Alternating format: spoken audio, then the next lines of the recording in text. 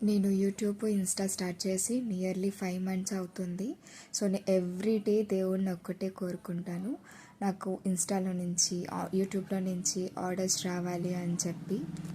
అలాగే నాకు ఆన్లైన్లో నుంచి ఒక ఆర్డర్ కూడా వచ్చింది. కానీ నా ఫస్ట్ ఆన్లైన్ ఆర్డర్ నేను చేయలేనని చెప్పినందుకు నాకు చాలా సాడ్గా అయితే ఉంది. బికాస్ ఆఫ్ వాళ్ళకి వితిన్ వీక్లో వాళ్ళకి బ్యాంగిల్స్ అయితే డెలివరీ అవ్వాలని చెప్పారు. అందులో రైనీ సీజన్, ఈ రైనీ సీజన్లో ఎంత టైం తీసుకుంటారో డెలివరీ వాళ్ళు కూడా తెలియదు.